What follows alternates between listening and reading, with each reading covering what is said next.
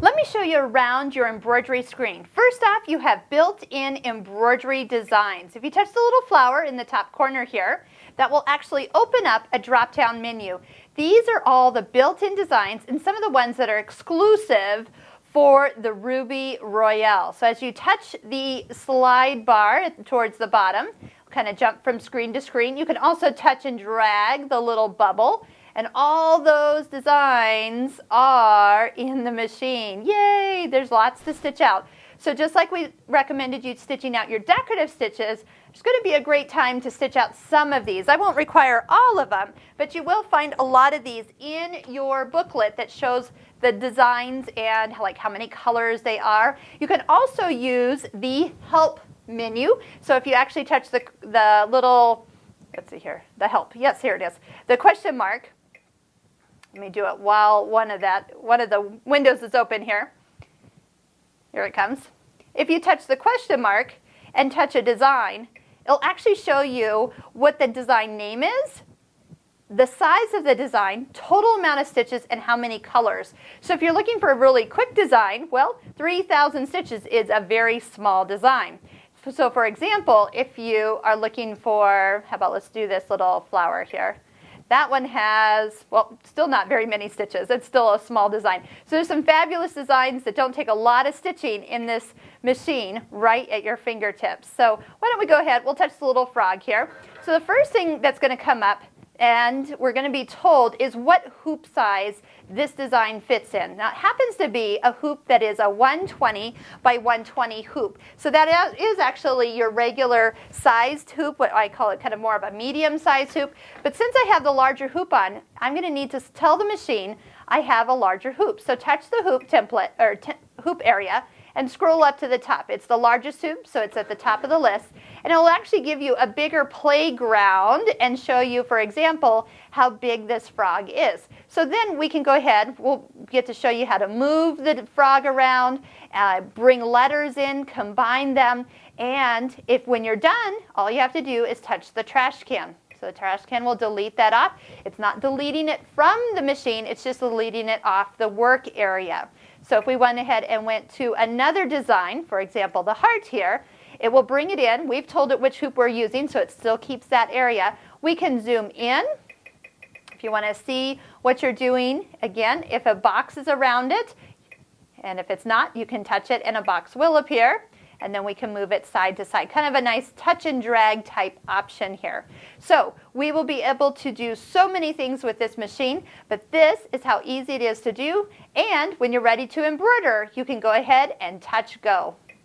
Once you're in the embroidery screen, you can move the design wherever you want, see where it's going to embroider, and then go ahead and get started. So let me show you what this means. So if I want to see where I actually want to stitch, touch the design positioning. That's the little flower with the 4 arrows down here.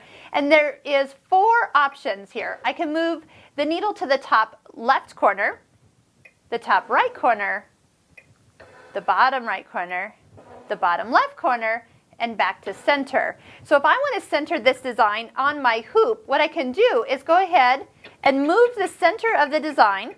Notice as I hold this, it's moving my needle all the way up, and then I'm going to move it over here to the side a little bit.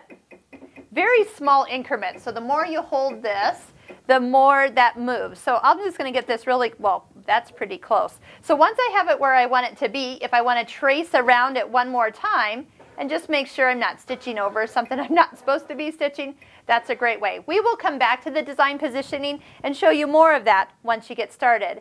Now this is a 1-color design, and I can tell that because there's only 1 color block showing on the right-hand side. So to get started, you're just going to hold the thread. You don't have to thread it down through the foot or anything. Hold the thread gently in your left hand and push the start-stop button. Count to 3. 1, 2, 3, and when you do that, the thread will have been cut and you can gently pull and remove it. Then it's ready to stitch out. As it's stitching, what you're going to find is a lot of designs have what we call underlay stitching, stitching that goes down first to kind of connect the fabric to the stabilizer and also give the design a little bit more body as it stitches over this. So it's really kind of neat. I still sit and watch in amazement as these designs are created. Now, if you see any bobbin thread coming up, what you can do is reduce down the thread portioning system, and just by having it be a smaller number, you'll get more threads pulled to the back side. So you definitely don't want any white thread or bobbin thread coming up to the top. Bobbin thread, we usually use white, and so it sometimes does show on maybe your darker colors if it's not properly set.